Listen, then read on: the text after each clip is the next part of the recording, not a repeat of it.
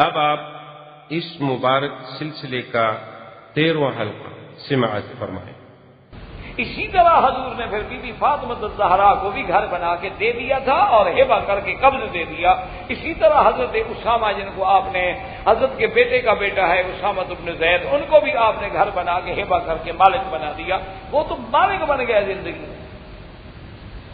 اسی لیے تو یاد رکھیں کہ حضرت عمر رضی اللہ تعالی عنہ کی جب وفات کا وقت آیا ہے اور آپ ابھی زندہ ہیں تو آپ نے اپنے بیٹے کو بلایا اور کہا کہ میرے بیٹے بی بی عائشہ کے دروازے پہ جاؤ اور جا کے سلام کہو اور کہو کہ عمر سلام کہتا ہے، لا تقل لها امیر المؤمنین، یہ نہ کہنا کہ بادشاہ سلام کہتا ہے،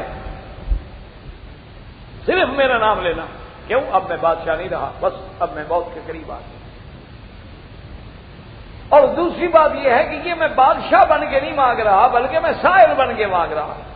بیوی سے جا کے عرض کریں کہ اگر بیوی اجازت دے دے تو میں بھی حضور کے قدموں میں حضرت صدیق کے ساتھ روضے میں دفن ہو جاؤں، اور چونکہ قبرہ تو بی بی عائشہ کا ہے، حجرہ ان کا ہے، جب تک وہ اجازت نہ دے میں کیسے دفن ہو سکتا ہوں، اور اگر بیوی اجازت نہ دے تو پھر مجھے جنت البقیع غرقد میں دفن کیا جائے۔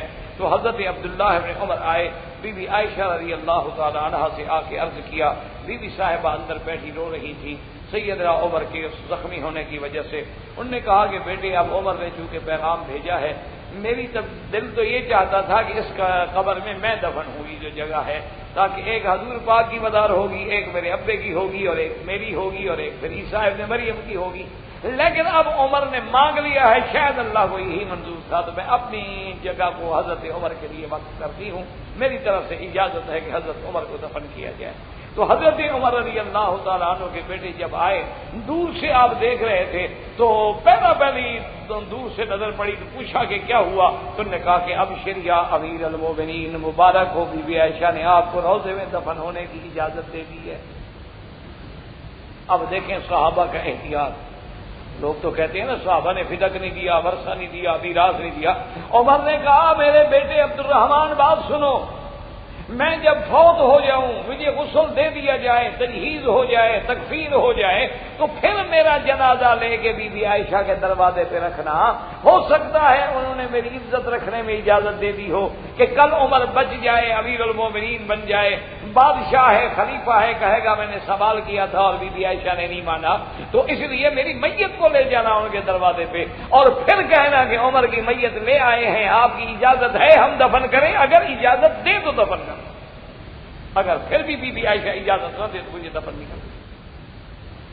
جو لوگ اتنا ڈر رہے ہیں وہ نبی کا میراث کھا جائیں، تو اس سے واضح ہو گیا کہ وہ گھر جو تھے وہ تو بیویوں کی ملکیت تھے، ان میں میراث کے پیدا ہونے کا کوئی سوال ہی پیدا نہیں۔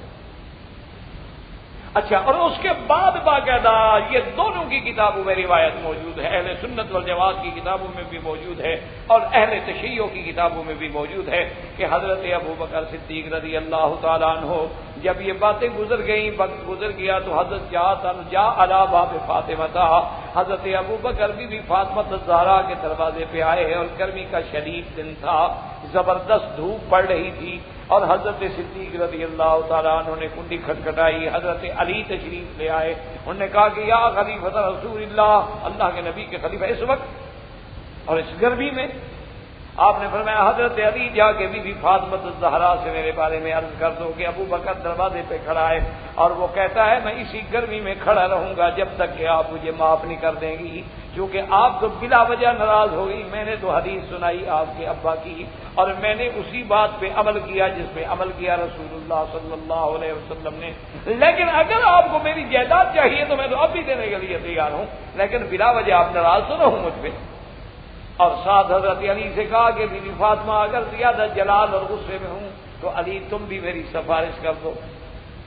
یہ دونوں کتابوں میں موجود ہے۔ حضرت علی رضی اللہ تعالیٰ عنہ آئے اور آگے کہا کہ فاطمہ دیکھا ابو بکر دھوپ پہ کھڑا ہے، تو بی بی فاطمہ نے اندر سے کہا کہ ابو بکر میں بالکل راضی ہو گئی ہوں، اور ایک حدیث میں آتا ہے فراضیت فضاحکت، بی بی صاحبہ راضی بھی ہو گئی، خوش بھی ہو گئی، اور حضرت ابو بکر سے کلام بھی فرمایا اور فرمایا کہ دیکھو اب تم دھوپ میں آ گئے مجھے منانے کے لیے۔ انہوں نے کہا بی بی آپ تو ناراض خود حضور کی حدیث پہ ہوئی ہے، مجھ پہ تو ناراض ہوئی نہیں آپ، لیکن میں پھر بھی معافی کے لیے آیا ہوں۔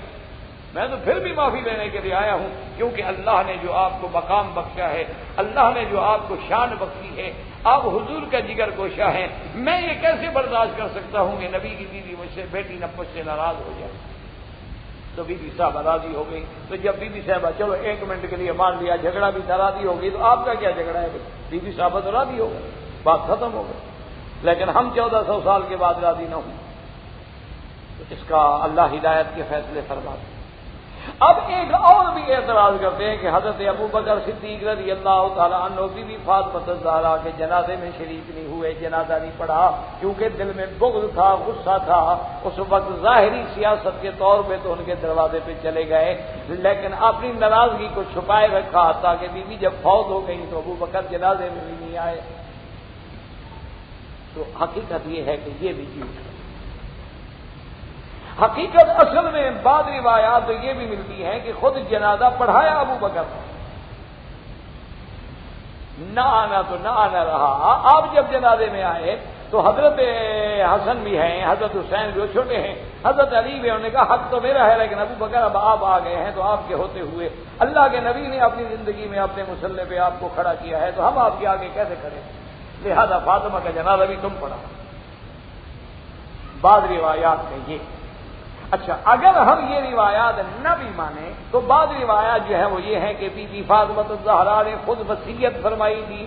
حضرت علی رضی اللہ تعالیٰ عنہ کو فرمایا تھا بی بی فاطمہ الزہرا نے کہ اسماء اور آپ مجھے غسل دیں، اور رات میں مجھے غسل دیں، اور رات میں مجھے دفن کر دیں، تاکہ میری طبیعت یہ بھی گوارا نہیں کرتی۔ الحمدللہ زندگی میں میرے بدن پہ کسی کی نظر نہیں پڑی، میں چاہتی ہوں کہ رات میں دفن ہو جاؤں، میری میت پر بھی لوگوں کی زیادہ نظر نہ پڑے۔ یعنی بی بی صاحبہ کو اپنے پردے کا اتنا احساس تھا کہ مجھے رات رات میں جنازہ پڑھ کے دفن کر دیں، تھوڑے آدمی ہوں گے، گھر والے لوگ ہوں گے، بس وہ دیکھیں گے، ورنہ چلو کپڑا ہوگا، پردہ ہوگا، لیکن یہ تو اندازہ ہو جائے گا نا کہ بی بی کا قد لمبا ہے، چھوٹا ہے، یہ تو آدمی دیکھ سکتا ہے نا۔ بی بی چاہتی تھی میں یہ بھی نہیں چاہتی کہ کسی کی نظر میں آئے، تو یہ تو خاتون جنت کا ایک مقام عفت تھا اور پردے کا مقام تھا۔ اس کو بہانہ بنا کے کہنا کہ جناب حضور کے جنازے میں اور بی بی صاحبہ کے جنازے میں حضرت عمر نہیں آئے یا حضرت ابو بکر نہیں آئے، تو یہ بہت بڑی زیادتی ہے۔ تو اس لیے بعض روایات میں یوں ہے کہ انہوں نے بعد میں آ کر جنازہ پڑھا اور حضرت علی سے پوچھا کہ آپ نے یہ کیوں کیا؟ تو حضرت علی نے کہا کہ یہ وصیت تھی بی فاطمہ الزہرا رضی اللہ تعالی عنہا کی، میں نے اس پہ عمل کیا ہے، میں کیا کر سکتا ہوں؟ یہ تو سیدہ کی اپنی وصیت۔ تو الحمدللہ ثم الحمدللہ کہ ان مسائل ابی بکر میں نہ کوئی حقیقت ہے، نہ کوئی دلیل ہے، نہ کوئی سند ہے، بلکہ بلا وجہ کا بغض ہے۔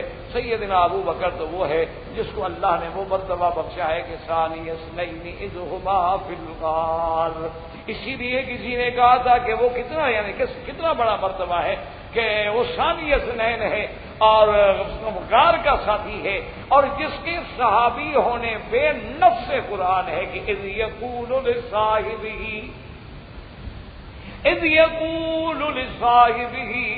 لا تحزن ان اللہ معنا۔ اللہ تبارک و تعالی آپ کو بھی اور مجھے بھی تمام صحابہ کی محبت نصیب فرمائے، اہل بیت کی محبت نصیب فرمائے، حق بات سمجھنے کی محبت نصیب فرمائے اور اس پہ عمل کرنے کی توفیق عطا فرمائے۔ وآخر دعوانا الحمدللہ رب العالمین۔ برادران اسلام، واجب الاحترام بزرگوں، دوستوں، بھائیوں، عزیز نوجوانوں، خلفائے راشدین رضوان اللہ علیہم اجمعین کے ضمن میں سلسلہ دروس جو جاری ہے الحمدللہ، آج اس میں ہم خلیفہ راشد وزیر النبی المصطفیٰ صلی اللہ علیہ وسلم ثانی الخلفاء سیدنا امیر المؤمنین عمر بن الخطاب رضی اللہ تعالی عنہ کے بارے میں کچھ پڑھیں۔ سیدنا عمر رضی اللہ تعالی عنہ کا نسب جو ہے آپ قرشی ہیں۔ عمر ابن الخطاب ابن نفیل ابن عبد العزیٰ، اور آخر میں جا کے آپ کا نسب جو ہے وہ چونکہ قریش سے ہیں تو حضور صلی اللہ علیہ وسلم سے مل جاتا ہے۔ سیدنا عمر رضی اللہ تعالی عنہ کی کنیت جو ہے وہ ابی حفص ہے، اور آپ کا لقب جو ہے وہ الفاروق ہے۔ سیدنا عمر رضی اللہ تعالی عنہ قریش کے بہت بڑے اشراف میں سے ہیں، یعنی زمانہ جاہلیت میں اسلام لانے سے قبل بھی سیدنا عمر رضی اللہ تعالی عنہ کا قریش میں ایک بہت بڑا مقام تھا، بلکہ تمام تاریخی کتابیں اس بات پہ گواہ ہیں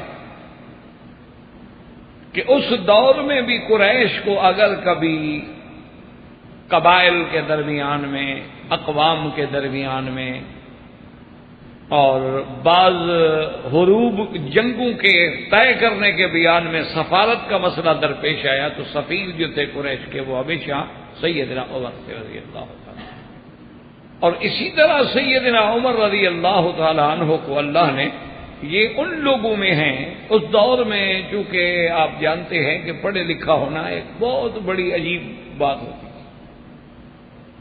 کہ وہ ایک دور ایسا ہے کہ نہ مدارس ہیں، نہ معاہد ہیں، نہ کوئی یونیورسٹیاں ہیں، نہ کوئی اسکول ہیں، تو اس زمانے میں کسی کا پڑھا لکھا ہونا جو ہے ایک بہت بڑی عظمت والی بات تھی۔ تو حضرت عمر بھی ان چند لوگوں میں تھے جو پڑھے لکھے شمار ہوتے۔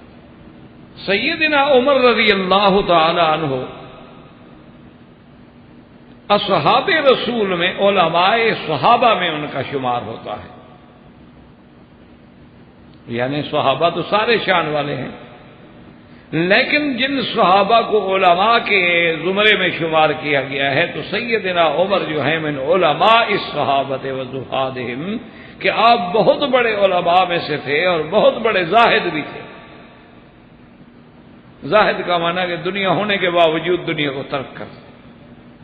اور اسی طرح جو کتابوں میں ہمیں دلائل ملتے ہیں، سیدنا عمر رضی اللہ تعالی عنہ نے تقریباً 539 حدیثیں حضور سے روایت فرمائی، اور بڑے بڑے جلیل القدر صحابہ نے بھی حضرت عمر سے روایت لی ہے، حضرت علی نے روایت لی ہے، حضرت عثمان نے روایت لی ہے،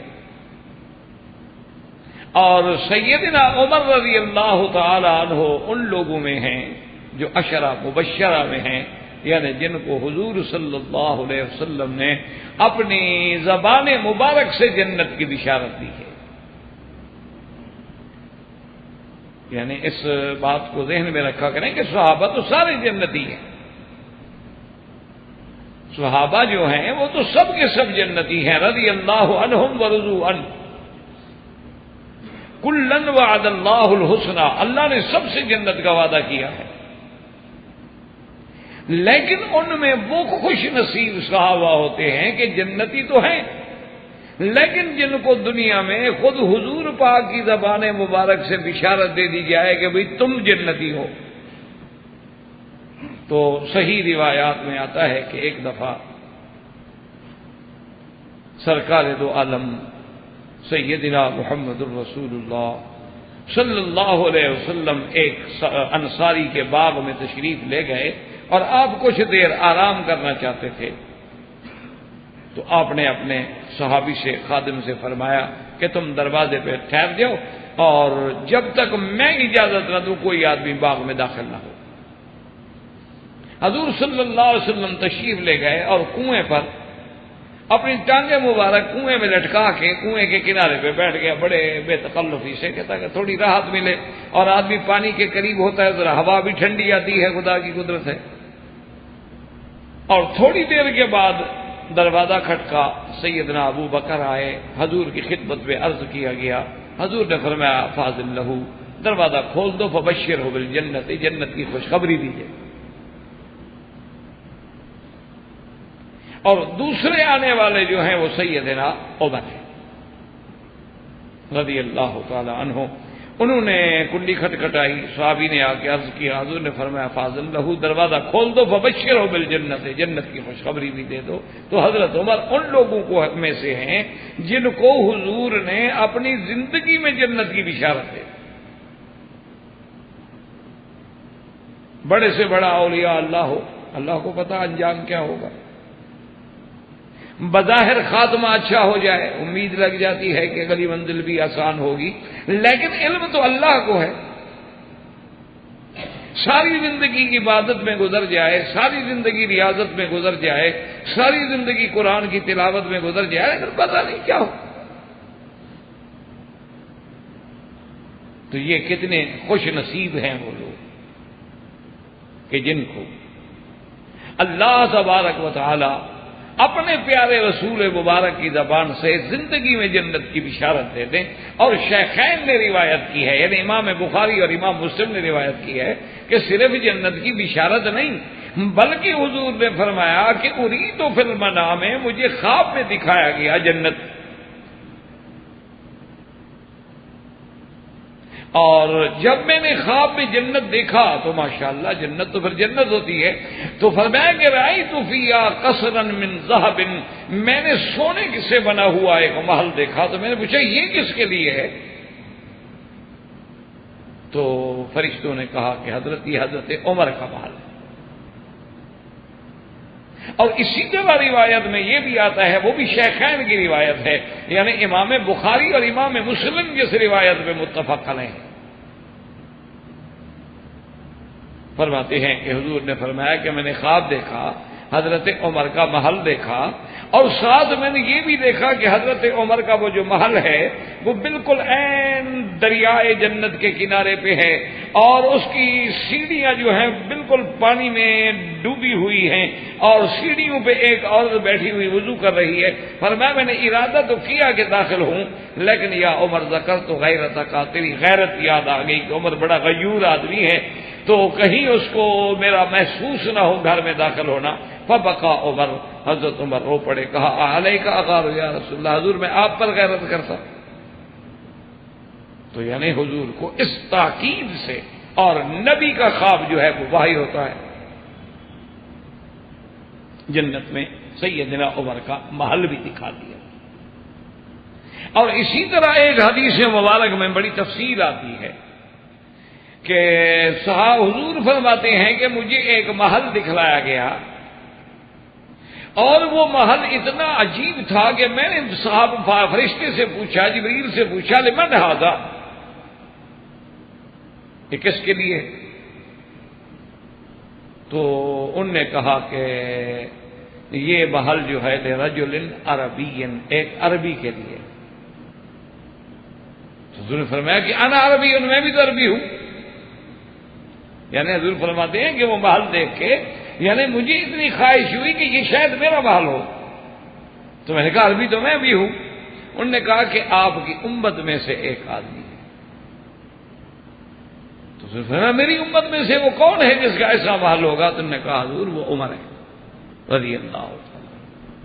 تو یہ شان جو ہے سیدنا عمر رضی اللہ تعالی عنہ کو ملی کہ جن کو اللہ تبارک و تعالیٰ کے نبی نے ایک تو بشارت دی کہ عمر فی الجنہ، اور ایک روایت میں فرمایا فبشرہ بالجنہ، اور ایک روایت میں فرمایا کہ رأیت قصرا من ذہب، میں نے جنت میں سونے کا محل دیکھا حضرت عمر کا، اور ایک میں فرمایا کہ اس محل میں میں داخل ہونا بھی چاہتا تھا۔ اور اسی طرح یہ شان بھی سیدنا عمر رضی اللہ تعالی عنہ کو ملی ہے کہ جس کے جنتی ہونے کی خبر کے ساتھ جس کی شہادت کی خبر بھی دینے والے محمد رسول اللہ صلی اللہ علیہ وسلم، کہ صرف یہ نہیں کہ جنت مل جائے گی بلکہ موت بھی شہادت کی ملے گی۔ اور صحیح حدیث مبارک میں ہے کہ حضور صلی اللہ علیہ وسلم سیدنا ابو بکر، سیدنا عمر، سیدنا عثمان رضوان اللہ علیہم اجمعین حضور کے ساتھ ہیں، اور پہاڑ میں زلزلہ آیا، حضور فرمایا اثبت، اور فرمایا کہ جم جاؤ، ما علیک الا نبی و صدیق و شہیدان، تیرے اوپر ایک اللہ کا نبی ہے، ایک صدیق ہے، اور 2 شہید ہیں۔ تو حضور ہیں، حضرت صدیق ہے، اور حضرت عمر عثمان ہیں، تو حضرت عمر کی شہادت کی خبر دینے والے بھی محمد رسول اللہ صلی اللہ علیہ وعلی آلہ واصحابہ وسلم تسلیما کثیرا کثیرا۔ اور اسی طرح یہ سیدنا عمر کے بارے میں میرے آقا نے فرمایا کہ لکل امت محدث، ہر امت میں کچھ لوگ ایسے پیدا ہوتے ہیں جن کو محدث کہا جاتا ہے. یاد رکھا کریں کہ زبر زیر میں بھی معنی میں آسمان و زمین کا فرق پڑ جاتا ہے.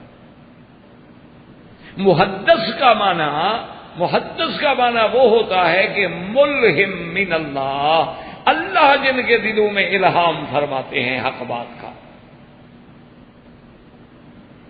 اور حضور نے فرمایا کہ میری امت کا محدث ہے عمر رضی اللہ تعالی. تو حضور صلی اللہ علیہ وسلم نے یہ شان بھی حضرت عمر رضی اللہ تعالی عنہ کو عطا فرمائی. اور اسی طرح صحیح حدیث مبارک میں ہے سیدنا عمر رضی اللہ تعالی عنہ کے بارے میں کہ حضور نے فرمایا ان اللہ جعل الحق علی لسان عمر. آپ نے فرمایا کہ اللہ نے حق عمر کی زبان پہ رکھ دیا ہے، یعنی عمر کی زبان سے جو بھی نکلتا ہے وہ حق ہے، کہ اللہ تبارک و تعالیٰ نے حضرت عمر رضی اللہ تعالی عنہ کی زبان پہ حق کو رکھ دیا. تو اتنی عظمتوں والا عمر. اور اسی طرح بعض علماء نے ایک عجیب بات کی ہے. انہوں نے کہا کہ اگر ہم نظر دوڑائیں تو سارے صحابہ، اہل بیت اور تابعین اور آپ کی امت انشاءاللہ قیامت تک اجمعین، یہ سب جو ہیں یہ مرید نبی ہیں. کیا معنی مرید ہوتا ہے؟ چاہنے والا. اور صرف ایک شخص ہے حضرت عمر جو مراد محمد مصطفیٰ ہے، کہ جس کو اللہ کے نبی نے مانگا ہے. یہ شان صرف حضرت عمر کو ملی رضی اللہ تعالی عنہ. یعنی ہر آدمی نے تو حضور کو چاہا ہے، لیکن یہ عمر ہے جس کو اللہ کے نبی نے اللہ سے مانگا ہے. اب اسی سے اندازہ فرما لیں کہ کتنا بڑا مقام ہوگا حضرت عمر کا رضی اللہ تعالی عنہ وارضاہ.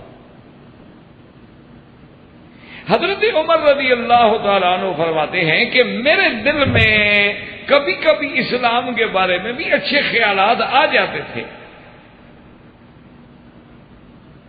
لیکن مسلمان نہیں. ایک دفعہ فرماتے ہیں سیدنا عمر رضی اللہ تعالیٰ عنہ کہ میں آیا، حضور صلی اللہ علیہ وسلم نماز پڑھ رہے اور سورۃ الحاقہ کی تلاوت کر رہے ہیں. اس زمانے میں عام قریش نے مشہور کر رکھا تھا، کوئی کہتا تھا حضور صلی اللہ علیہ وسلم کو کہ شاعر ہیں، یعنی آپ کی نبوت کا انکار کرتے تھے، آپ کو شاعر کہتے تھے. لیکن یہ بھی دماغ میں رکھ لیں کہ شاعر کا معنی یہ نہیں تھا کہ حضور نے کبھی شعر کہے. حضور تو شعر کہتے ہی نہیں. ساری زندگی میں حضور صلی اللہ علیہ وسلم نے کبھی شعر نہیں کہا، اور نہ انبیاء کی شان ہوتی ہے شعر کہنا. وہ شعر آگے جا کے دو حصوں میں تقسیم ہو جاتا ہے. ایک حصہ جو ہے وہ ممدوح ہے اور ایک مذموم ہے.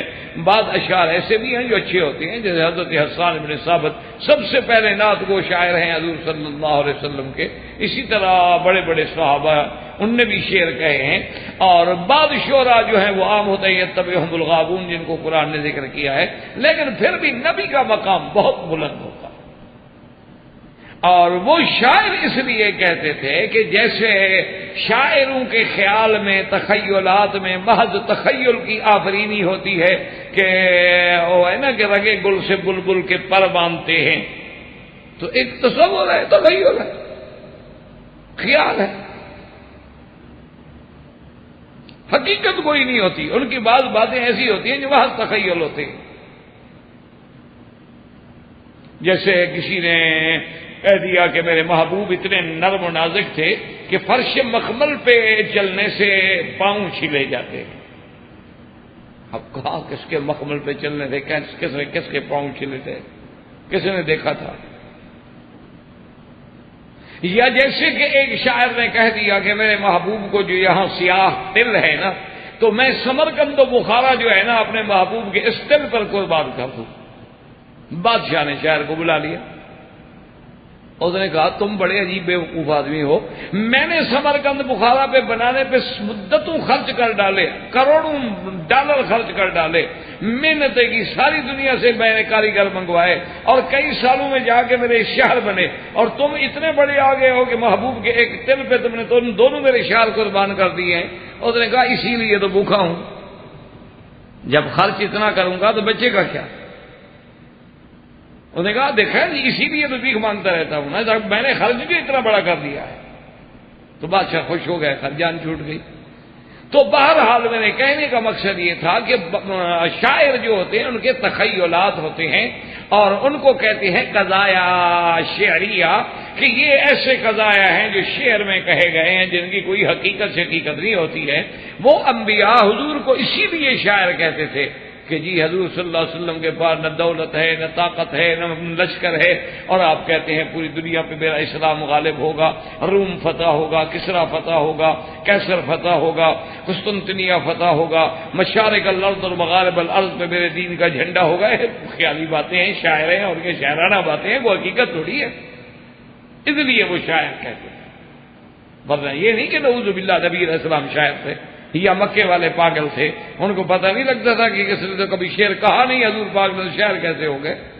حضرت عمر رضی اللہ تعالی عنہ کہتے ہیں کہ میں حضور کے قریب بیٹھا تھا اور حضور قرآن پڑھ رہے تھے، اور جب حضور نے یہ آیت پڑھی نا کہ انہ لقول رسول کریم وما هو بقول شاعر قلیلا ما تؤمنون، کہتا ہے جب میں نے یہ سنا تو میرے دماغ میں بات کھولنے لگی کہ دیکھو ہم تو شاعر کہتے ہیں لیکن اللہ کا نبی کیا کہتے ہیں کہ وما ہو بے شاعر، تو شاعر نہیں ہے، ولا بقول کاہن، اور نہ اللہ کا نبی نہ کلام اس کا کلام کاہن کا ہے، قلیلا ما تذکرون، بلکہ یہ تو اللہ کا اتارا ہوا کلام ہے، کلام اللہ کا ہے، لانے والے جبریل ہیں اور پڑھ کے سنانے والے محمد عربی صلی اللہ علیہ وسلم ہیں۔ حضرت عمر کہتے ہیں میرا دماغ کھولا ایک دم کہ بات تو واقعی صحیح کہہ رہے، اور اسلام کے بارے میں میں کچھ سوچنے لگا۔ اور اسی طرح حضرت عمر رضی اللہ تعالیٰ عنہ فرماتے ہیں کہ ایک دفعہ چونکہ کعبہ شریف کے گرد تو سارے بت تھے نہیں، اندر بھی بت، باہر بھی بت، صفا پہ بت، مروہ پہ بت، زمزم والا کنواں جہاں ہے یہاں بت، ہر جگہ 360۔ تو حضرت عمر کہتے ہیں کہ میں بھی تھا اور قریشی بھی تھے، ہم بیٹھے ہوئے تھے، کوئی بت ادھر کھڑا ہے، کوئی ادھر کھڑا ہے، کوئی ادھر کھڑا ہے۔ رات کو جب کافی دیر ہو گئی تو وہاں کوئی آدمی ذرا ہاتھ رکھ کے سو جاتے تھے کہ ٹھنڈی جگہ ہے، کھلا حرم ہے۔ تو کہتے ہیں کہ ایک آواز آئی، معلوم ایسے ہوتا تھا کہ جیسے بتوں کے اندر سے کہیں سے آواز آ رہی ہے۔ تو وہ آواز پر جب میں نے کان لگایا تو اس نے کہا کہ یا جلیح امر نجیح رجل فصیح یقول اللہ الہ الا اللہ، کہتے ہیں بس یہ آواز آنی تھی، اور جتنے وہاں سوئے ہوئے تھے نا جو تو بھاگے نا ڈر کے مارے کہ یہ کیا ہو گیا، ابھی کہاں سے آواز آ رہی ہے؟ بھئی ایسی آواز جو آ جائے، اور آئے بھی بتوں سے، بت کو بولتے تو ہیں نہیں کیونکہ آواز تو جن لگاتے تھے نا، جنات جو ہیں وہ ان کے پیچھے آ کے آوازیں دیتے ہیں تاکہ لوگ جاہل جو ہیں وہ عقیدت میں مبتلا رہیں۔ تو وہ تو ڈر کے ہمارے جناب بھاگے، لیکن عمر کہتے ہیں میں بیٹھ گیا، ان کا میں بھاگتا نہیں، میں دیکھتا ہوں یہ آواز کیا ہے۔ ادھر دیکھا، ادھر دیکھا، ادھر دیکھا، کوئی آدمی نہیں، میں پھر لیٹ گیا۔ تھوڑی دیر کے بعد پھر وہی آئے گی، یا جلیح امر نجیح رجل فصیح، ایک دوسرے کو کوئی پکار کے کہہ رہا ہے کہ جلی، ایک عجیب بات ہو گئی ہے، ایک بڑا فصیح اللسان بندہ ہے جو دعوت دے رہا ہے لا الہ الا اللہ۔ بات آواز تو ادھر سے آ رہی، پھر میں نے ڈھونڈا بندہ تو کوئی نہیں، لیکن جب کچھ دن گزرے تو یہی دعوت میں نے محمد الرسول اللہ کی زبان سے سنی کہ حضور کہتی ہیں قولوا لا الہ الا اللہ، اور حضور صفا پہ کھڑے ہیں، سب کو بلا رہے ہیں، سارے قبائل کو دعوت دے رہے ہیں، اور جب سارے قریب آ جاتے ہیں حضور کہتے ہیں کلمہ پڑھ لو، اسی سے نجات ہے دنیا و آخرت میں۔ تو کہتے ہیں اس وقت بھی میں نے جب یہ کلمہ حضور کی زبان سے سنا تو کچھ میرے دماغ میں فکر آیا، لیکن وہ جو قریش کی ہمارا غصہ تھا اور ضد تھی اور قبیلے کی جو آپس میں ایک مقابلہ اور ٹکر تھی، وہ میرے دماغ کو یہ بات ماننے کے لیے تیار نہیں ہونے دیتی تھی کہ میں مسلمان ہو جاؤں۔ حضرت سیدنا عمر رضی اللہ تعالیٰ عنہ فرماتے ہیں کہ اللہ کی شان ہے کہ 3 دن یا کچھ دن قبل مجھ سے سیدنا حمزہ اسلام لے آئے، اور سیدنا حمزہ بڑے لوگوں میں ہے، حضور صلی اللہ علیہ وسلم کے چچا ہیں اور عبد المطلب کے بیٹے ہیں رضی اللہ تعالی عنہ وارضاہ، تو وہ بھی اسلام لے آئے، اور ان کے اسلام کا حضرت عمر فرماتے ہیں کہ سبب یہ بنا کہ وہ ایک دن جب گھر میں آئے تو ان کو کسی نے کہا کہ ابی جہل نے لعنہ اللہ نے حضور کی شان میں گستاخی کی۔ اب سیدنا حمزہ مسلمان نہیں ہے، لیکن قبیلہ قرابت، آخر عبد المطلب کی اولاد ہیں، حضور کے چچا ہیں اور عین جوانی ہے، تو حضرت حمزہ جو ہیں اسی وقت آئے تلاش کرتے کرتے، تو ابی جہل جو ہے وہ حرم میں دار الندوہ جو ہے، دار الندوہ ان کا ایک مقام تھا جہاں بیٹھ کے وہ اپنے اجلاس کرتے تھے، تو وہاں بیٹھا ہے اور بڑے بڑے سردار بھی بیٹھے ہیں قریش کے، اور حضرت حمزہ سیدھے اور آتے ہوئے کہا کہ ابھی جہل تم نے حضور کے شان میں گستاخی کی۔ اس نے کہا کہ حمزہ تم کیا کر رہے ہو؟ قد صبوت، کیا تم بھی دین چھوڑ گئے باپ دادے کا؟ اگر میں نے حضور محمد مصطفیٰ صلی اللہ علیہ وسلم کے بارے میں کوئی بات کی ہے تمہیں کیا تکلیف ہے؟ تو کہتے ہیں کہ حضرت حمزہ نے غصے میں آ کر تلوار کی الٹی طرف جو تھی ابھی جہل کے سر پہ ماری، اور کچھ حصہ اس کے چہرے پہ لگا جس سے خون بھی بہنے لگا، لیکن اس نے سرداروں سے کہا کچھ نہ کہو، سمجھدار تھا کہ بات اگر چھڑ گئی تو بنو ہاشم سے ٹکراؤ ہو جائے، چپ ہو گئی۔ سیدنا حمزہ رضی اللہ تعالی عنہ وارضاہ، آپ جناب پتہ کرتے کرتے حضور صلی اللہ علیہ وسلم کی خدمت میں پہنچے کہ این رسول اللہ، حضور صلی اللہ علیہ وسلم کہاں ہیں؟ اور جب وہاں پہنچے حضور بیٹھے تھے اور جا کے سلام کیا اور کہا کہ یا محمد صلی اللہ علیہ وسلم آپ کو پتہ لگا ہے کہ میں نے ابو جہل سے آپ کا کیسے بدلہ لیا، کہ ابو جہل نے آپ کی شان میں گستاخی کی اور میں نے نادی میں جا کر روسائے قریش کے سامنے جا کر اس کو مارا ہے۔ اس وقت ابو جہل کو لوگوں کے سامنے مارنا کوئی آسان بات تو نہیں تھی، وہ خود ایک بڑا سردار تھا۔ حضور چپ بیٹھے رہے، تو حضرت حمزہ نے کہا کہ حضور آپ کو خوشی نہیں ہوئی؟ میں نے کہا میں نے آپ کے دشمن سے بدلہ لیا ہے، میں آپ کو بتانے آیا ہوں کہ آپ خوش ہو جائیں گے، لیکن آپ کو خوشی نہیں ہوئی۔ اور میں نہیں، مجھے تو خوشی نہیں ہوئی۔ انہوں نے کہا کمال ہے حضور، آپ کیسے خوش ہوں گے؟ میں نے کہا میں تو تب خوش ہوں گا جب تم کلمہ پڑھو گے، یہ دنیاوی مقابلہ تو کچھ بھی نہیں ہوتا۔ انہوں نے کہا اچھا میرے کلمے سے آپ کو خوشی ہوگی؟ حضور نے فرمایا کیسے خوشی نہیں ہوگی، تم میرے چچا ہو، تمہارے کلمے سے خوشی نہیں ہوگی تو کس کے؟ کہا اشہد ان لا الہ الا اللہ، حضرت حمزہ نے کلمہ پڑھا۔ ان سارے واقعات و تمہید کے بعد ایک صحیح حدیث مبارک میں ہے جو امام ترمذی رحمۃ اللہ علیہ نے نقل فرمائی ہے کہ مسلمانوں کے لیے ایک بڑا یعنی مشکل کا دور ہے، صحابہ پہ ظلم و ستم کی آگ جلائی جا رہی ہے، یعنی بٹھیوں میں ڈالا جا رہا ہے، انگاروں پہ لٹایا جا رہا ہے، اور انہیں راستے میں چلتے ہوئے مارا جا رہا ہے۔ حضور صلی اللہ علیہ وسلم نے دعا مانگی اللہ سے، کہا اللہم اعز الاسلام، اللہ کے نبی نے دعا مانگی بأحب الرجلین الیک، کہ یا اللہ اسلام کو عزت دے، غلبہ دے، ان دو بندوں میں سے جو زیادہ تمہیں محبوب ہے، پیارا ہے، یا تو عمر کو مسلمان کر دے یا عمر ابن ابی ہشام ابو جہل کو مسلمان کر۔ اور ایک روایت میں یہ بھی آتا ہے کہ حضور نے دعا مانگی اللہم اعز الاسلام بعمر، یعنی صرف ایک نام لیا، اللہ اسلام کو عزت دے، غلبہ دے، اور عمر کو اسلام نصیب کر دے۔ حضور صلی اللہ علیہ وسلم اللہ سے دعا، اسی لیے علماء نے لکھا کہ حضرت عمر جو ہے یہ مراد محمد مصطفیٰ ہے کہ اللہ کے نبی نے مانگا ہے خدا سے۔ اور خدا کی شان دیکھیں کہ مکے میں دونوں چیزیں جو مانگی گئی ہیں وہ کتنی بڑی نعمت ہیں۔ اسی کے ذرا اگر آپ کو اللہ تبارک و تعالی یعنی عقل رسا عطا فرمائے، قلب سلیم عطا فرمائے، اور دلوں کو قدورت اور بغض سے دھو لیں، تو غور کریں کہ اللہ کے نبی نے کیا مانگا تھا اللہ سے۔ ایک تو کعبہ مانگا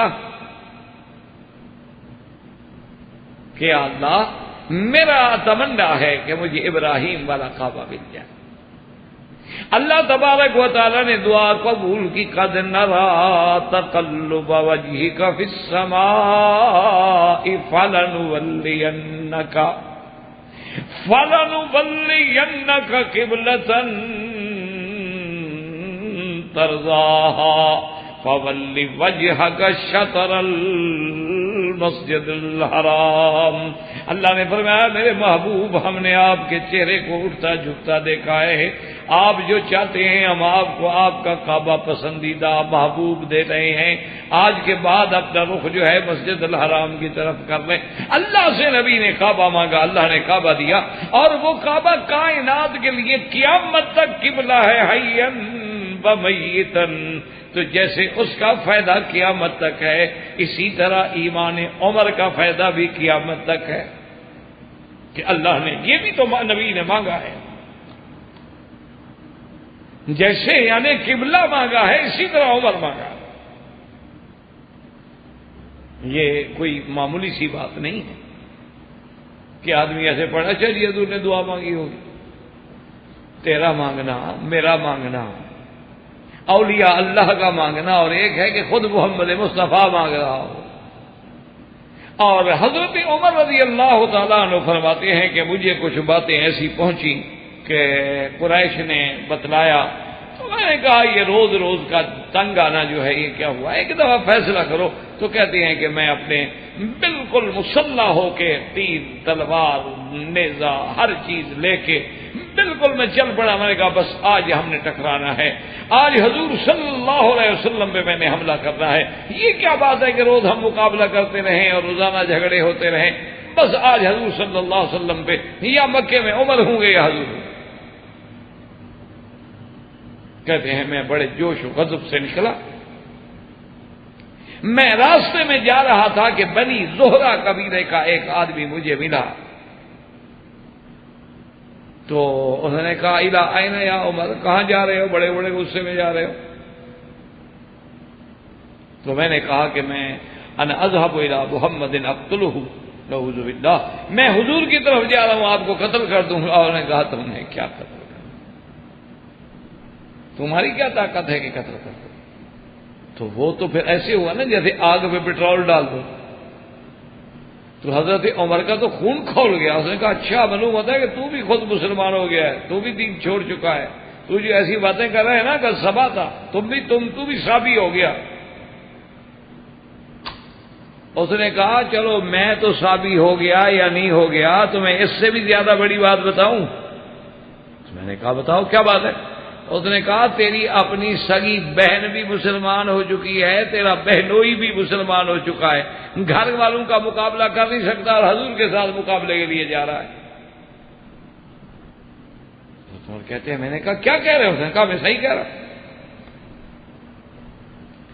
تو حضرت عمر رضی اللہ تعالی عنہ جو ہیں اب یکدم لوٹے، رخ تو تھا حضور کے لیے، لیکن اپنے گھر کی طرف آئے تو آپ کی بہن جو ہے سیدہ فاطمہ بنت الخطاب، آپ کی بہن کا نام ہے، اور آپ کے بہنوئی جو ہیں حضرت سعید، خدا کی شان یہ ہے کہ اس وقت حضرت سعید بھی موجود ہیں، بی بی آپ کی بہن بھی موجود ہیں، اور حضرت خباب بھی موجود ہیں رضی اللہ تعالی عنہ، اور یہ کبھی کبھی آتے تھے قرآن پڑھانے کے لیے۔ حضرت عمر رضی اللہ تعالی عنہ دروازے کے باہر ہیں، کہتے سمیت ہو، میں نے کچھ آواز تو سنی لیکن سمجھ نہیں آیا، کوئی چیز اندر پڑی جا رہی تھی، اس کی آواز تو آئی میرے کانوں میں لیکن یہ نہیں پتہ لگا کہ کیا ہے۔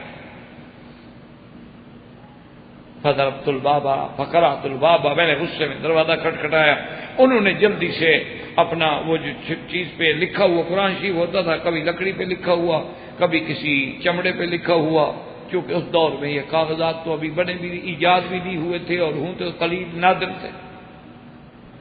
حضرت عمر رضی اللہ تعالیٰ عنہ کہتے ہیں کہ جب میں نے غصے میں دروازہ کھٹکھٹایا تو میری ہمشیرہ نے دروازہ کھولا اور اس نے بھی میری حالت کو دیکھا، تو میں نے فوراً غصے سے کہا کہ سماتی، مجھے پتہ لگا ہے کہ تم نے دین باپ دادے کا چھوڑ دیا ہے اور مسلمان ہو گئی ہو۔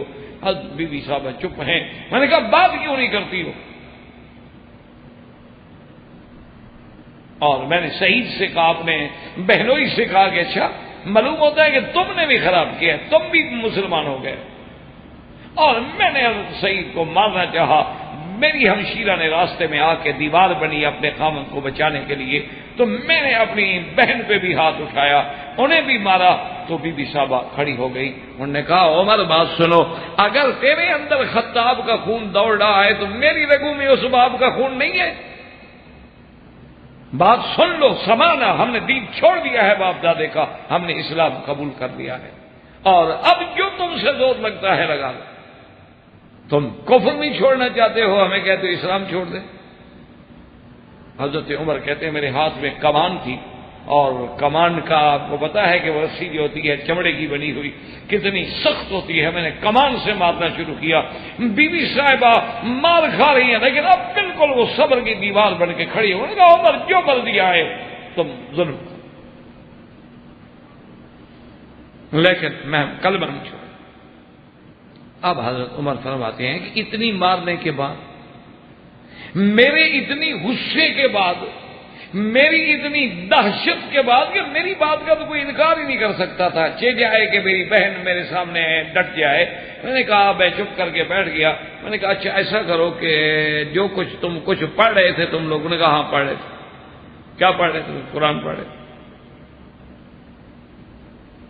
انہوں نے کہا مجھے بھی سناؤ، اور بعض روایات میں ہے کہ وہ جو لکھا ہوا تھا وہ اٹھانے لگا، تو بہن نے کہا کہ عمر مت اٹھاؤ، لا یمسہ الا المطہرون، یہ اللہ کا قرآن ہے اور اس کو پاک لوگ اٹھاتے ہیں، اور تم کافر ہو، مشرک ہو، اور اس کے بعد تم لوگوں کے بعد نہ غسل ہے، نہ وضو ہے، نہ کوئی حلال ہے، نہ کوئی حرام ہے، اللہ کے قرآن کو ہاتھ مت لگاؤ۔ حضرت عمر نے کہا کہ چلو میں نہیں لگاتا، کہ مجھے سناؤ تو صحیح اللہ کا قرآن کہتا کیا، میں تو سنوں آخر قرآن میں کیا ہے کہ تم نے بھائی کا بھی فکر نہیں کیا، عمر جیسے بھائی کو چھوڑ دیا، پھر اتنی مار کھانے کے باوجود بھی اسی بات پہ اڑے ہوئے ہو، مجھے سناؤ قرآن کیا کہتا۔ تو یہ بھی احادیث مبارک میں موجود ہے کہ سورۃ طٰہٰ کی ابتدائی آیات تھی جو تلاوت کر رہے تھے حضرت سعید بھی اور آپ کی بہن بھی، انہوں نے حضرت عمر رضی اللہ تعالی عنہ پہ ان آیات کو جب شروع کیا تو جب اننی انا اللہ لا الہ الا انا فاعبدنی، جب یہاں پہنچے تو میں نے کہا کہ بس بس بس، اور حضرت عمر کی طبیعت جو تھی وہ بالکل موم کی طرح ہو گئی، اور کہا کہ این محمد، کہ حضور کہاں ہوں گے؟ بہن نے پوچھا کہ حضور سے کیا کام ہو گیا؟ حضور نے کہا بس چھوڑو مجھے بتاؤ اس وقت حضور کہاں ہوں گے؟ انہوں نے کہا حضور تو دار ارقم میں ہوں گے، اور اسی اثنا میں حضرت خباب جو چھپے ہوئے تھے وہ بھی نکل آئے۔ انہوں نے کہا ابشر یا عمر، انہوں نے کہا عمر مبارک۔ حضرت عمر نے کہا کہ خباب کیا مبارک دے رہے؟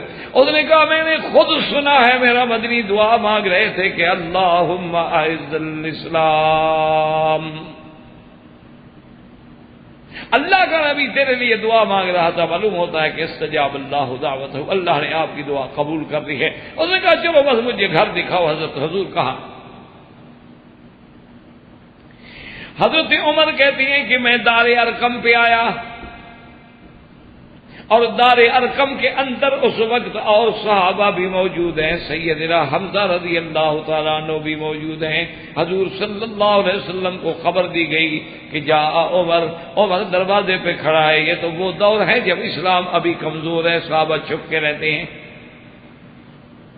صحابہ آپس میں ذرا بات کرنے لگے کہ دروازہ کھولیں نہ کھولیں، اور پھر عمر ہے، آپ جانتے ہیں بڑا غصے والا آدمی ہے، اور اس وقت تو ویسے بھی وہ مسلح ہے۔ حضرت حمزہ نے کہا کھول دو دروازہ، حضور سے پہلے اجازت لے لو، اگر عمر خیر کے لیے آیا ہے تو انشاءاللہ ہم استقبال کریں گے، اور اگر عمر کی نیت بری ہے تو پھر ہم بھی مقابلہ کرنے کے لیے تیار ہیں۔ کیا ہو گیا، کیوں ڈرتے ہو، آنے دو۔ اب جب دروازہ کھلا، سیدنا عمر کہتی ہیں کہ میں سیدھا حضور کی طرف پہنچا، فَأَخَذَ بِمَجَامِعِ قَمِيصِي، حضور پاک نے میرے قمیص کی گریبان سے پکڑا، اور آپ نے فرمایا کہ اسلم یا عمر، اور اس کے بعد کہا اللہم اہد عمر۔ انہوں نے کہا عمر ابھی بھی تم مسلمان نہیں ہوتے ہو، اور اتنے غصے سے مجھے پکڑا، اور ساتھ دعا دی کہ اللہم اہد، اللہ عمر کی ہدایت کا فیصلہ فرما۔ کہتے ہیں ابھی وہ ہاتھ حضور کا میرے گریبان میں ہے، اور میں نے کہا اشہد ان لا الہ الا اللہ واشہد ان محمد رسول اللہ، فکبر المسلمون۔ میں نے جب کلمہ پڑھا تو صحابہ نے کہا اللہ اکبر، نعرہ بلند کیا کہ آج اسلام کو اللہ نے عزت دی۔ اور اسی طرح حدیث مبارک میں آتا ہے کہ ثم نزل جبریل علیہ السلام، حضرت جبریل علیہ السلام اترے، اور انہوں نے آ کے کہا کہ محمد مصطفیٰ استبشر اہل السماء باسلام عمر، اللہ کے فرشتے خوشیاں منا رہے ہیں اسلام عمر کی۔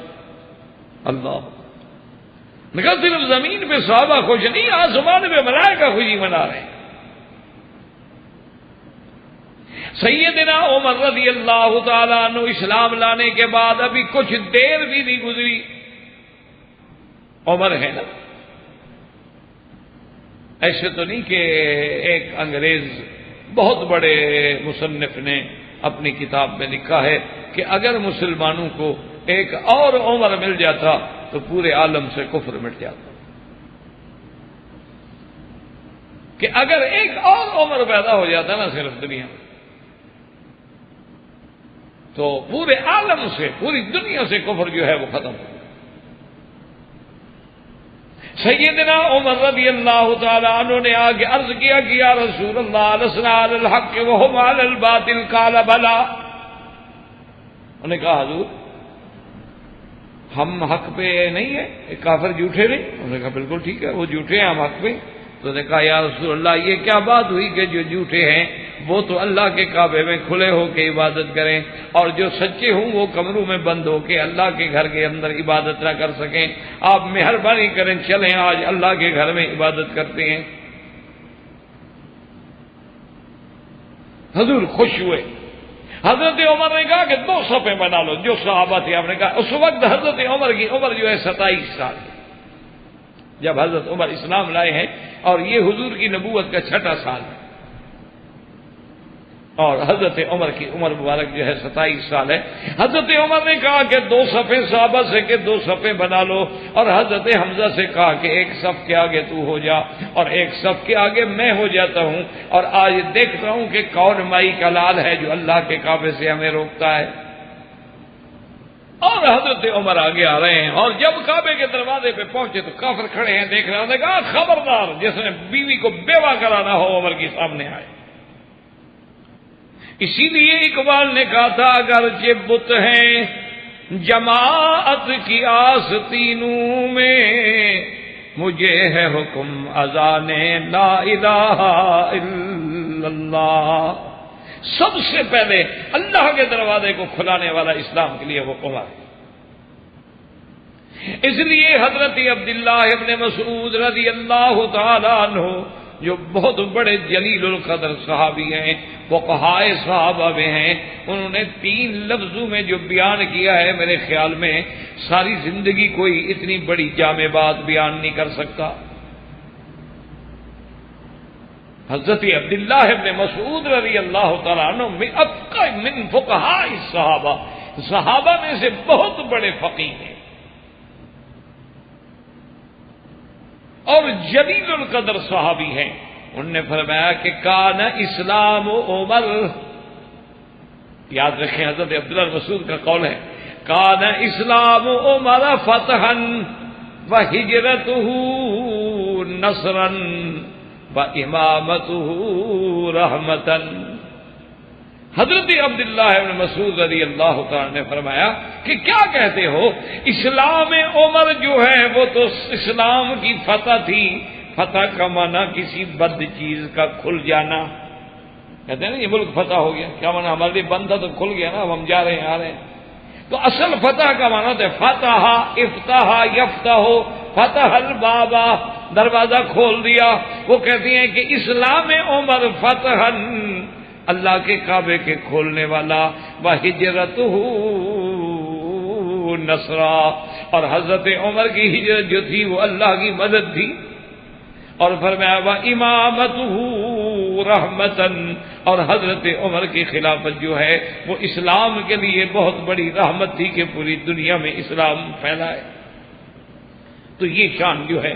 اور اسی لیے ایک حدیث مبارک میں ہے کہ جب بی بی سے پوچھا گیا، بی بی عائشہ سے، اور ایک دوسری روایت میں ایک صحابی سے بھی پوچھا گیا کہ حضرت اب عمر رضی اللہ تعالیٰ عنہ کا لقب جو ہے وہ فاروق کیسے بنا.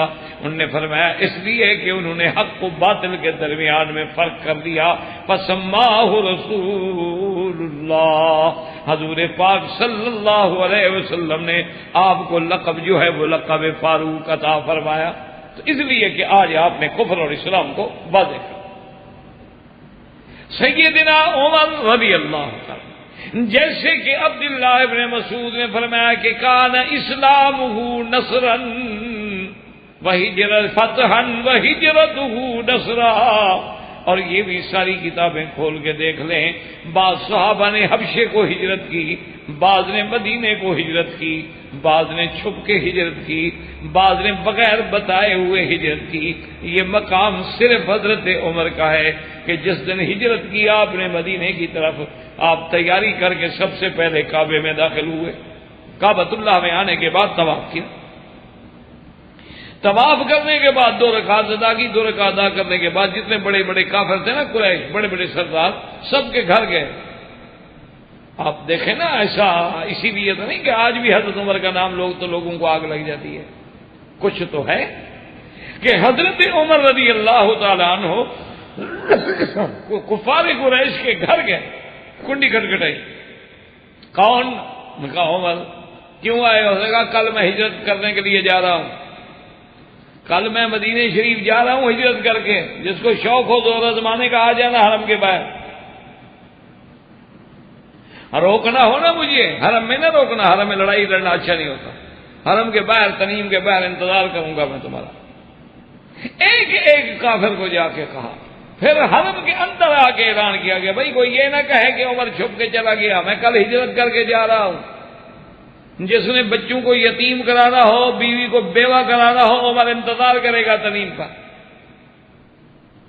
تو کہتے ہیں کہ ایسا سانپ سونگ گیا کہ کسی کو جرت نہیں ہوئی کہ حضرت عمر کے سامنے آ کے کھڑا ہو گیا. سیدنا عمر رضی اللہ تعالی عنہ وارضاہ. اسی لیے ایک روایت مبارک میں آتا ہے کہ حضور صلی اللہ علیہ وسلم نے فرمایا، آپ نے فرمایا کہ سابقہ کتابوں میں یعنی تورات میں، انجیل میں جہاں اور باتیں لکھی ہوئی ہیں وہاں عمر کے بارے میں بھی صفت لکھی ہوئی ہے کہ قرن من حدید. عمر تو لوہے کا سینگ ہے، لوہے کا سینگ. سینگ ویسے دیکھیں نا آپ کتنا مضبوط ہوتا ہے کہ عام چھوٹی موٹی ٹکر میں سینگ نہیں ٹوٹتا، لیکن وہ سینگ بجائے اس ہڈی کے لوہے کا ہو تو پھر کیسے ٹوٹے گا. اس لیے حضور نے فرمایا کہ سابقہ کتابوں میں بھی حضرت عمر رضی اللہ تعالی عنہ کا جو مقام ہے وہ یہی لکھا گیا ہے کہ قرن من حدید، کہ وہ تو لوہے کا ایک سینگ.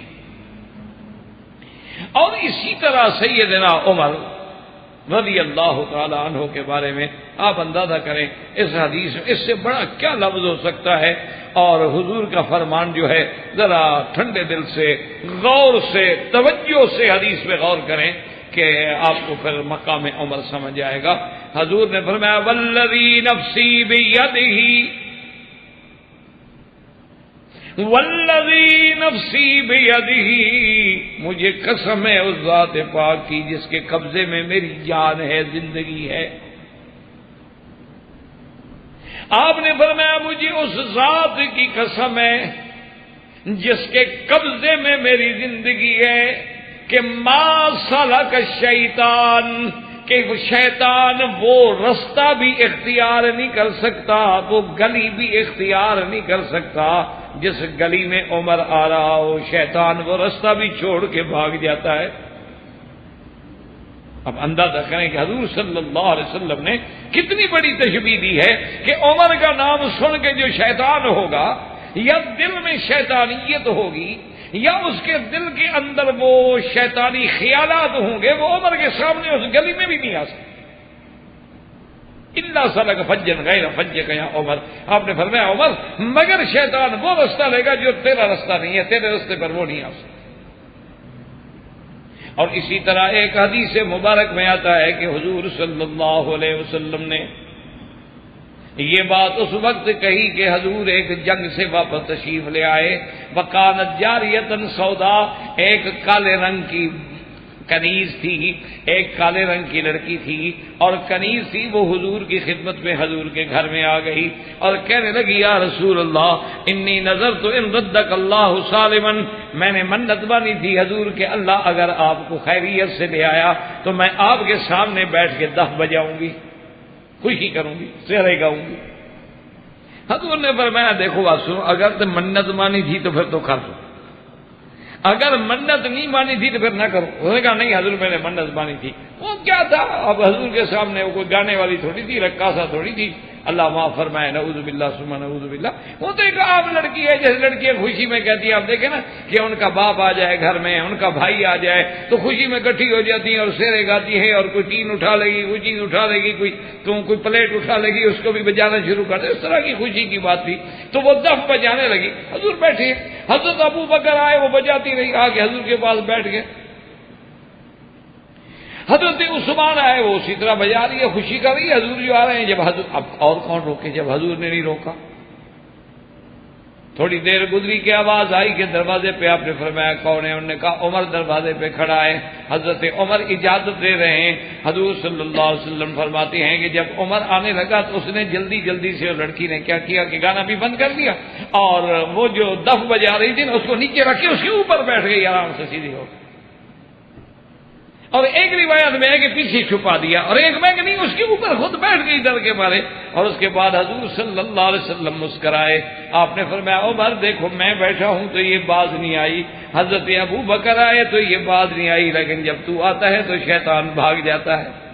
حضور صلی اللہ علیہ وآلہ وصحبہ، یعنی اتنی چھوٹی سی جرت جو ہے، حالانکہ وہ چیز مباح تھی، حرام نہیں تھی، حرام ہوتی حضور کیسے کرنے دیتے، لیکن اس کے باوجود اللہ نے حضرت عمر کا ایک ایسا روب رکھا تھا، اللہ نے ایک ایسی حد کی دہشت رکھی تھی کہ آپ کے سامنے کچھ چھوٹی بات مکروہ کی حد تک بھی نہیں کر سکتا تھا۔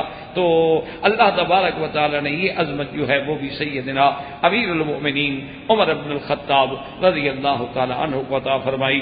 وآخر دعوانا ان الحمدللہ رب العالمین۔ برادران اسلام، واجب الاحترام بزرگوں، دوستوں، بھائیوں، عزیز نوجوانوں، الحمدللہ خلفائے راشدین کی عظمت شان کے بارے میں جو سلسلہ درس اللہ کی توفیق اور رحمت سے جاری ہے وہ سیدنا عمر کی منقبت، فضائل، شان، عظمت کے بیان میں ہم پہنچے۔ سیدنا عمر رضی اللہ تعالی عنہ کو اللہ نے جو شان عطا فرمائی ہے وہ کائنات میں بہت کم لوگوں کو ملی،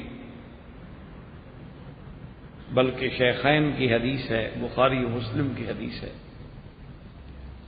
حضور صلی اللہ علیہ وسلم نے فرمایا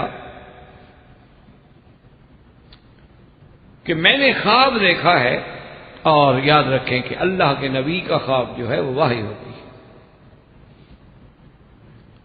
حضور نے ارشاد فرمایا کہ میں نے خواب دیکھا ہے کہ ایک کنواں ہے اور میں وہاں ڈول کھینچ رہا ہوں۔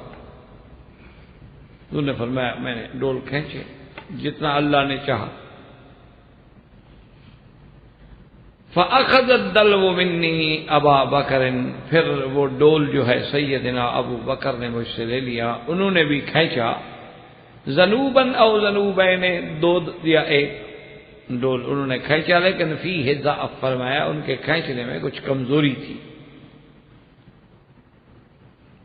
اس کے بعد فرمایا کہ پھر حضرت عمر نے لے لیا، فرمایا کہ حضرت عمر نے لے لیا۔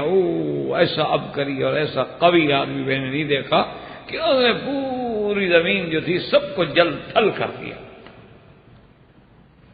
تو اسی سے صحابہ نے پھر تعبیر لی کہ سیدنا عمر نے آ کر دین اسلام کو پورے عالم میں مشارق المغارب الارض تک اس رحمت کے پانی کو پہنچا دیا۔ اسی طرح سیدنا عمر رضی اللہ تعالی عنہ ان لوگوں میں ہیں کہ جن کی شان اللہ نے تورات و انجیل میں بھی بیان کر دی، یعنی جیسے میرے آقا کی شان ہے، جیسے میرے محبوب مصطفیٰ صلی اللہ علیہ وسلم کی شان جو ہے وہ تورات میں بھی ہے، انجیل میں بھی ہے، کتب سابقہ میں بھی ہے، ہر انبیاء علیہم السلام کی زبان مبارک پہ ہے۔ اسی طرح اللہ کی شان ہے کہ حضرت عمر بھی ان لوگوں میں ہیں جن کا ذکر تورات و انجیل میں بھی، بلکہ ام حبیبہ رضی اللہ تعالی عنہا یہ ابو سفیان کی بیٹی ہے اور سیدنا معاویہ کی بہن ہیں، امہات المومنین ہیں، زوجہ محمد مصطفیٰ ہیں، حضور کی بیوی ہیں، اور یہ وہ شان والی بیوی ہیں جن کا نکاح جو ہے نجاشی بادشاہ نے کیا اور حضور صلی اللہ علیہ وسلم کی طرف سے حق المہر بھی اس نے خود ادا کیا۔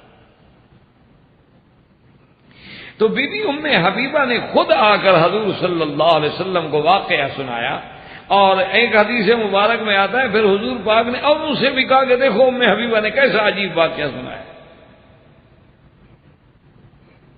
تو بی بی ام حبیبہ رضی اللہ تعالیٰ عنہ فرماتی ہیں کہ ہم جب واپس آ رہے تھے حبشہ سے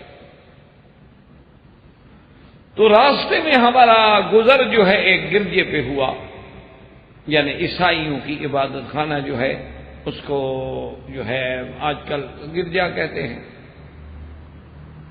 عربی میں ان کے نام الگ ہوتے ہیں، جیسے کنیسہ ہے، صومعہ ہے، اسی طرح مختلف معابد ہیں، مجوس کے اپنے معابد ہوتے ہیں، یہودیوں کے اپنے معابد ہوتے ہیں، نصارہ کے اپنے معابد ہوتے ہیں، اور آج کل بھی ایسے آپ دیکھ لیں جیسے مختلف فرقے ہیں، بعض نے ان کا نام جماعت خانہ رکھا ہوا ہے، بعض نے ان کا نام امام بارگاہ رکھا ہوا ہے، بعض نے اس کا نام معبد کا جو ہے، یہ اللہ کی قدرت ہے کہ اہل سنت والجماعت کو یہ شرف ملا ہے کہ ان کی عبادت کا نام مسجد ہے، ورنہ اور کسی کی عبادت کا نام مسجد نہیں ہوگا، کیونکہ مسجد الحرام اور مسجد النبی سے جو رشتہ ہے وہ بھی تو اہل سنت والجماعت کا ہے۔ حضور صلی اللہ علیہ وسلم کا دیکھیں معراج کتنی شان والی بات ہے، لیکن اللہ نے بھی دونوں مسجدوں کا ذکر کیا، ورنہ مکہ بھی فرما سکتے تھے، شام بھی فرما سکتے تھے، لیکن من المسجد الحرام الى المسجد الاقصى وان المساجد للہ انما یعمر مساجد اللہ من آمن باللہ والیوم الآخر۔ اسی طرح پوری دنیا میں چلے جائیں، کوئی صومعہ کہلائے گا، کوئی کنیسہ کہلائے گا، کوئی گردوارہ کہلائے گا، کوئی مندر کہلائے گا، کوئی امام بارگاہ کہلائے گا، کوئی جماعت خانہ کہلائے گا، لیکن مسجد کوئی نہیں کہلاتا ماں سوائے اہل سنت والجماعت۔ تو اسی طرح وہ فرماتی ہیں کہ ہم ہمارا گزر جو ہے مسیحیوں کی، عیسائیوں کی ایک عبادت خانے پہ ہوا جس کو آج کل ہم گرجا کہتے ہیں۔ اچھا ویسے خدا کی شان ہے کہ یہ لفظ بھی عجیب ہے گرجا، اس کو ذرا آہستہ آہستہ ادا کرو تو مانا کیا ہوگا؟ گر جا، یعنی اس کو اگر ہم ذرا آہستہ سے ادا کریں نا تو مانا کیا بنے گا؟ گر جا۔ تو جس نے گر جانا ہو اس نے کیا رہنا ہے؟ یہی تو وجہ ہے ہر جگہ گر رہے ہیں، اللہ کا شکر ہے بک بھی رہے ہیں گر بھی رہے ہیں۔ یعنی آپ نے دنیا کی تاریخ میں سنا ہے کہ کسی نے اپنا مسجد بیچی ہو؟ عیسائی جو اس وقت پوری دنیا پہ حکومت کر رہے ہیں، جو اپنے آپ کو جناب سپریم طاقت سمجھتے ہیں، ان کے تو مذاہب کے جو گردی ہیں وہ بک رہے ہیں۔ کیوں کہ لوگوں نے جانا چھوڑ دیا ہے، کوئی وہاں جاتا نہیں ہے، اور 20-20 30-30 50-50 ایکڑ زمین جو ہے وہ گرجوں کے ساتھ لگی ہوئی ہے، اور وہ جنگل ہے، ویران ہے، خطرہ ہے کہ ان عمارتوں میں اور کوئی جرائم پیشہ لوگ جو ہے وہ اپنے گھر نہ بنا لیں، اس لیے مجبور ہو گئے بیچ رہے ہیں۔ الحمدللہ مسلمان ہر جگہ خرید کے مسجدیں بنا رہے ہیں اللہ کی رحمت سے، اللہ کا شکر۔ ابھی تو آپ حیران ہوں گے نا کہ صرف نیو یارک میں 80 مسجدیں ہیں، کبھی 2 مسجدیں ہوتی تھی۔ اب تو اللہ تبارک ایسے نہیں ہے کہ وہ بیچارے دیکھیں کہ بھئی یہاں کوئی داڑھی والا دیکھتے ہیں ڈرتے ہیں، ان کو پتا ہے کہ یہ تو ہمارے گھر میں آ گئے، یہ تو ہمارے ملک میں جب چاہتے ہیں 10 ملین آدمیوں کی مارچ کرا دیتے ہیں سڑکوں پہ کھڑے ہو کر، چاہے ہم سمجھتے ہیں کہ فرح خان کون ہے، لیکن ان کے نزدیک تو مسلمان ہیں۔ یہ تو ہم جانتے ہیں کہ بھئی وہ علی جا کو ماننے والا ہے، اس کو نبی سمجھتا تھا، لیکن ان کو تو ان چیزوں کا پتہ نہیں، ان کے نزدیک تو وہ بھی مسلمان ہیں۔ تو بہرحال خیر کہنے کا مقصد یہ تھا کہ بی بی ام حبیبہ فرماتی ہیں کہ ہم اس گرجا میں گئے، وہاں جو پادری تھا وہ ہمیں ملا، ان نے ہم سے پوچھا کہ کون لوگ ہو؟ تو ہم نے کہا ہم تو قریشی ہیں، مکہ کے رہنے والے ہیں، حبشہ میں تھے، اب حبشہ سے واپس مدینہ منورہ جا رہے ہیں۔ انہوں نے کہا کہ میں نے سنا ہے کہ مکے میں ایک نبی پیدا ہوئے ہیں محمد الرسول اللہ صلی اللہ علیہ وسلم، ان کو جانتے ہیں؟ انہوں نے کہا بالکل ہمارے قبیلے کے۔ انہوں نے کہا اگر میں ان کی تصویر آپ کو دکھاؤں تو کیا آپ پہچان لیں گے؟ انہوں نے کہا عجیب بات ہے، بھی ہمارے تو قبیلے کے ہیں، محمد ابن عبداللہ ہیں، عبداللہ ابن عبد المطلب ہیں، اور میں ابو سفیان کی بیٹی ہوں، ابو سفیان عبد المطلب کا بیٹا ہے۔ میں نے کہا اچھا، تو بڑا خوش ہو گیا۔ وہ کہتی ہے، بی بی صاحبہ کہتی ہے کہ ہمیں لے گیا اور ایک الماری کھولی، اس میں تصویریں، ہم نے کہا یہ تو نہیں ہے، پھر دوسری کھولی، میں نے کہا یہ بھی تو نہیں ہے، پھر تیسری کھولی، اس میں بھی تصویریں تھیں، انہوں نے کہا یہ نہیں ہے۔ اس نے کہا اچھا چلو اب بند کرو ان کو، سب سے جا کے اس نے پھر آخری الماری کھولی۔ آخری الماری جب اس میں کھولی تو ہم نے جب تمثیل، ہم نے کہا ہذا محمد الرسول اللہ، یہ محمد الرسول اللہ۔ نے کہا ہاں یہ واقعی یہی محمد الرسول، تم نے ٹھیک پہچانا۔ اور ان کے پیچھے ہمیں 2 تماثیل نظر آئی، تو انہوں نے کہا ان کو پہچانتے؟ انہوں نے کہا ہذا ابو بکر و ہذا عمر، یہ ابو بکر و عمر ہے۔ تو یعنی آپ اندازہ کریں کہ سابقہ ادوار میں احبار و رہبان جو تھے وہ کتابوں سے پڑھ کر تخیل کے بنا پر اپنی تصویریں اور تمثیلیں بنا کر بھی انہوں نے رکھی ہوئی تھی، تو جہاں اللہ کے نبی کی تصویر رکھی تھی وہیں ابو بکر و عمر کی بھی رکھی۔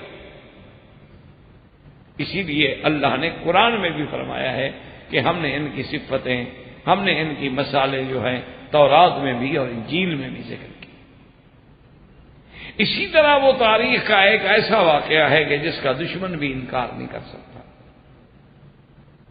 کہ سیدنا عمر رضی اللہ تعالی عنہ کے خلافت کا زمانہ ہے اور بیت المقدس پہ چڑھائی ہے، اور ابھی عبیدۃ بن الجراح کی کمان میں لشکر صحابہ جو ہے وہاں خیمہ زن ہے، اور بیت المقدس میں جو لوگ تھے اس وقت یہودیت کا قبضہ تھا، ان کے جو بڑے بڑے پادری تھے، ان کے جو بڑے بڑے پریسٹ تھے، انہوں نے کہا ابھی عبیدۃ بن الجراح سے کہ ہم آپ سے بات کرنا چاہتے ہیں۔ انہوں نے کہا جی اہلاً وسہلاً تشریف لائیں۔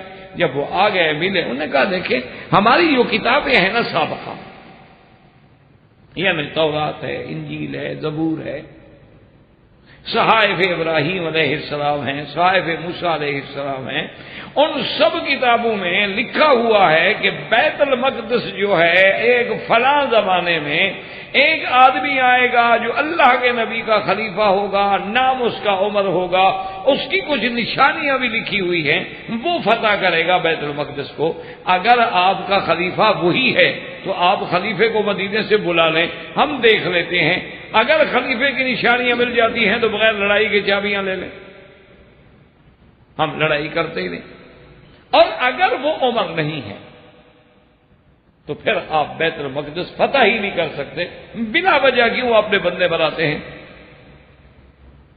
ابی عبیدہ نے کہا بھی بات تو ٹھیک ہے. آپ نے خط لکھا، قاصد بھیجا. اس دور میں قاصد جو ہے اونٹوں پہ اور گھوڑوں پہ آتے تھے. سیدنا عمر کو ملا، ان نے ساری تفصیل لکھی.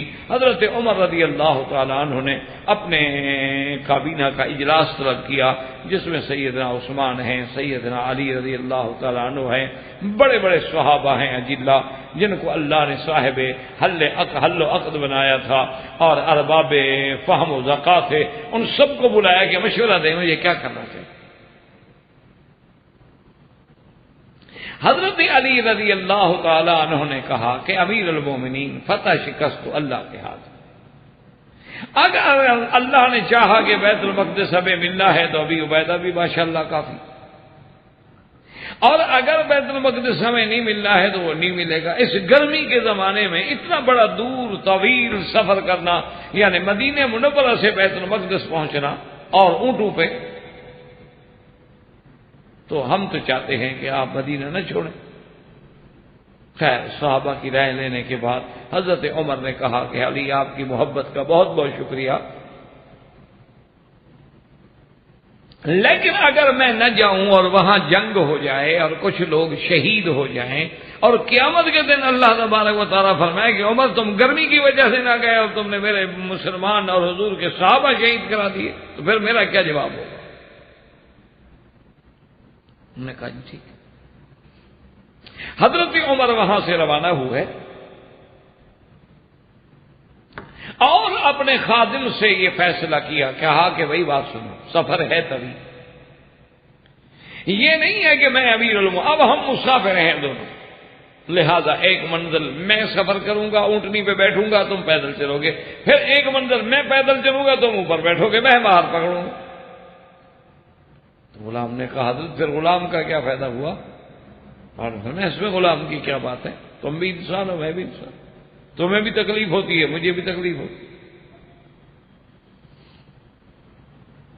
حضرت عمر رضی اللہ تعالی عنہ اسی طرح منزل در منزل سفر کرتے کرتے کرتے کرتے حتیٰ کہ اپنے معسکر میں پہنچ گئے، وہاں تشریف فرما ہوئے اور بے حد تھکان ہے، اونٹنی بالکل لاغر ہو چکی ہے.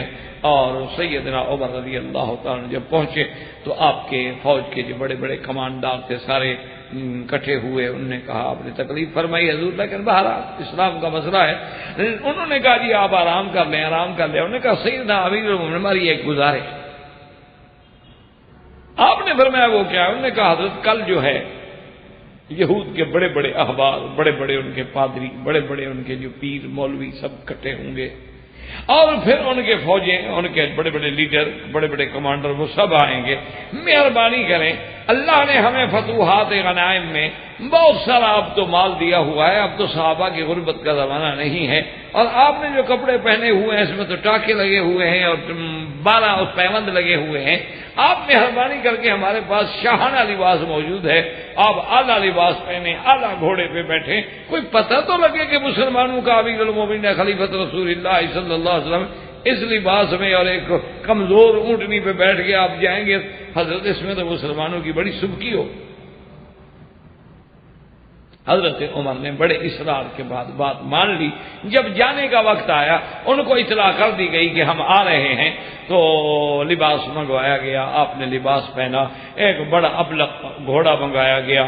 آپ نے گھوڑے کے رکاب میں پاؤں رکھا، ابھی زین پر بیٹھے نہیں تھے کہ جلدی سے چھلانگ لگا کے اترے اور فرمایا ہلاک عمر، ہلاک عمر، ہلاک عمر، عمر برباد ہو گیا.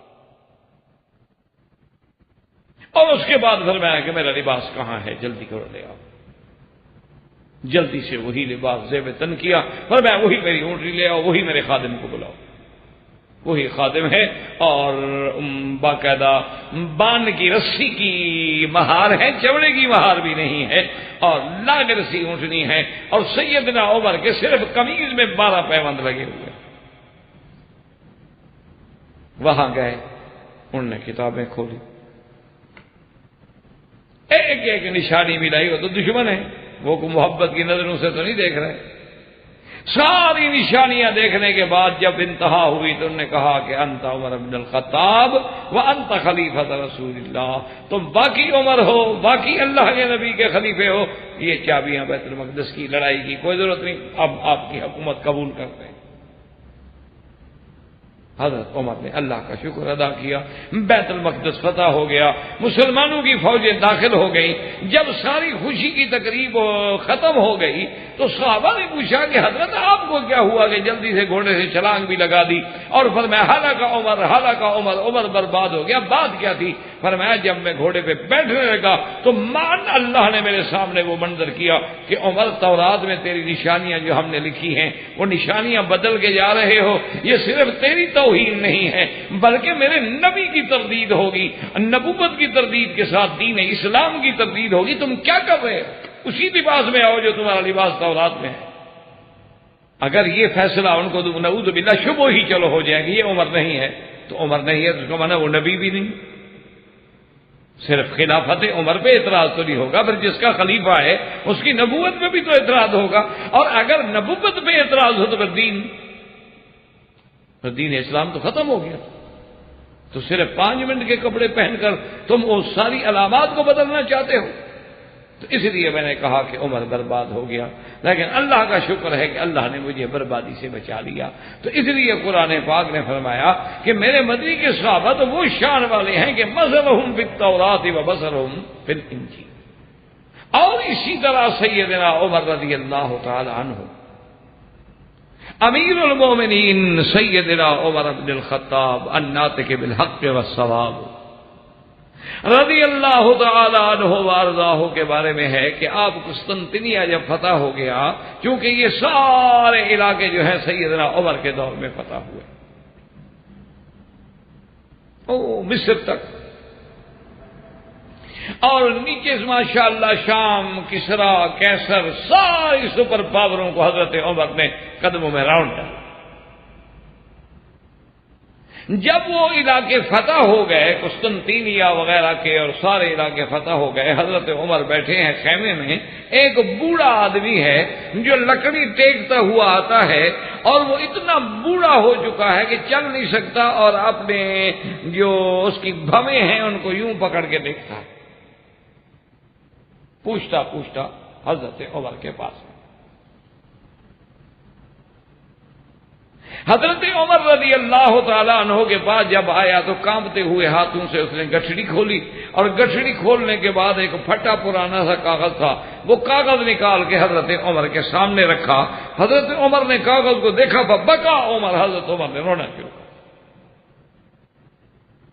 اب حضرت عمر رو رہے ہیں اور ساتھ کہتے ہیں لال عمر ولال ابنہ، نہ یہ عمر کی جائیداد ہے نہ عمر کے بیٹے کی جائیداد ہے، لال عمر ولال ابنہ، اور رو رہے ہیں زار زار۔ صحابہ حیران بیٹھے ہوئے، کون سا بوڑھا آدمی آ گیا، عجیب آدمی ہے، کون اس کاغذ میں کیا لکھا ہوا ہے کہ عمر رو رہا؟ جب تھوڑی تسلی ہوئی صحابہ نے پوچھا یا امیر المومنین کیا ہو گیا؟ فرمایا کیا پوچھتے ہو، زمانہ جاہلیت کی بات ہے، ابھی ہم اسلام بھی نہیں لے آئے تھے، مسلمان بھی نہیں ہوئے تھے، تو بیت المقدس کے علاقے میں، شام کے علاقے میں ہم جو ہے تجارت کے لیے آیا کرتے تھے، میں بھی تجارتی قافلے کے ساتھ آیا، اتفاق یہ ہے کہ مجھے کام ہو گیا، قافلہ پہلے سے روانہ ہو گیا اور میں قافلے سے بچھڑ گیا، اب میں پریشان تھا کہ میں کیسے سفر کروں، کہ اس دور میں قافلے کے بغیر سفر کا کوئی تصور ہی نہیں تھا، کیونکہ راستے میں لوگ مر جائیں، صحرا ہے، پہاڑ ہے۔ وہ تو یہ ہوتا تھا کہ 100 اونٹ، 200 اونٹ، 1000 اونٹ کے قافلے چلتے تھے، اور خیمے اپنے ساتھ ہیں، پانی ساتھ ہے، پکانے والے ساتھ ہیں، جہاں مرضی آئی رات کو تھک گئے تو پڑاؤ کر لیا، تب قافلے، اور مہینہ لگتا تھا سفر کا، شام سے لے کر مکہ مکرمہ تھا کہ 1 مہینے میں قافلہ پہنچتا تھا۔ احباب کرام، اس کے بعد اب آپ اس مبارک سلسلے کی CD نمبر 14 سماعت فرمائیں۔